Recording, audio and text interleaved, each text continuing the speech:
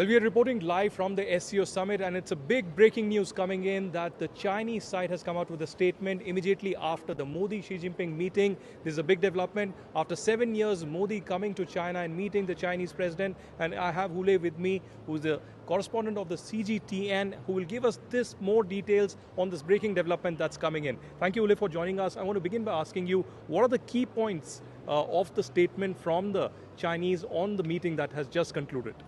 Thank you for having me. Chinese President Xi Jinping just held a bilateral meeting with Indian Prime Minister Narendra Modi, and President Xi said both countries are partners, not rivals. He reaffirmed this key message, and both countries are very Asian civilized countries, and they are two of the most populous countries in the world. They are both members of SCO as well as BRICS, so the countries should move forward and to boost their bilateral ties. This year marks the 75th year of diplomatic relations between China and India, and the two countries should boost the collaboration as key members of global South. So this shoulders the responsibility of upholding the multilateralism and global collaboration. You know, over the last 5 years, Wu Lei, we have had unfortunate developments in Galwan. There were clashes that happened, and there have been meetings on the boundary question as well. Your foreign minister Wang Yi was in New Delhi. He met Ajit Doval. So is there anything on the statement on the boundary question? Do you think such impediments were discussed as well?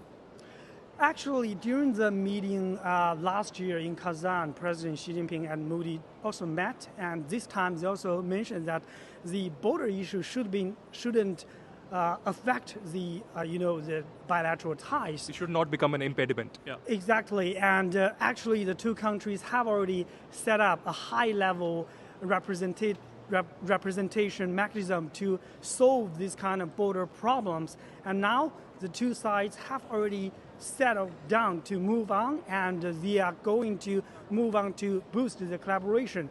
And also the direct flights between China and India will resume. More tourism, collaboration, cultural exchanges are expected.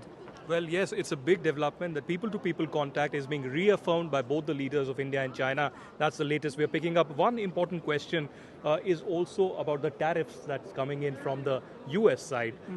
Continuous tariffs on India. Before that, it was tariffs on China.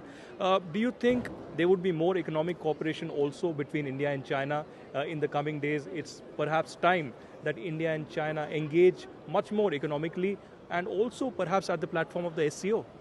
Exactly. China has been the largest trading partner for India for many years. The two countries have many collaboration in agricultural, in machinery, semiconductors, electronic products. I think this summit offers a very good platform for the countries to enhance their collaboration in all these areas. As the two of the largest developing countries, the two countries have many opportunities to enhance their collaboration.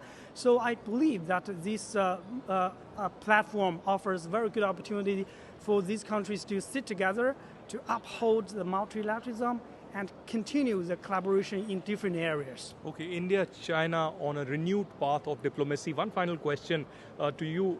India has concerns on terrorism, and SCO's foundation was on the security guarantees, and also SCO was for the regional cooperation across this entire region, particularly pushing Asia into a new level of progress. So do you think that terrorism would also be essentially condemned not just by China, but all the members of the SCO? And it's important because India has been a victim of terrorism for a very long time, and as have been other countries. Exactly. The SCO was firstly founded to counter terrorism, separatism, extremism.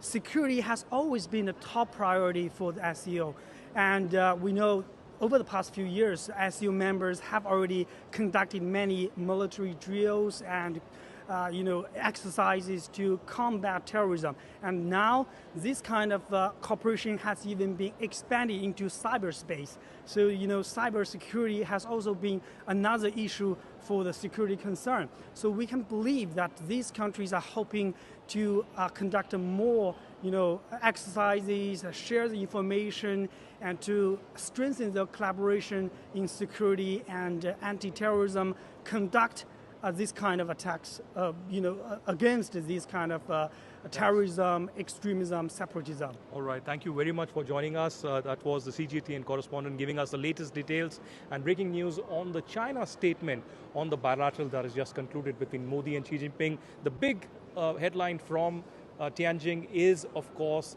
the people-to-people contact between India and China that has gone to another level. Of course, White House would be watching the developments very closely here, but certainly we are gearing up for the SCO Summit and the SCO's Leaders Summit, and keep tracking NDTV for latest. This is Aditya Kaul reporting from Tianjin at the SCO Summit for NDTV.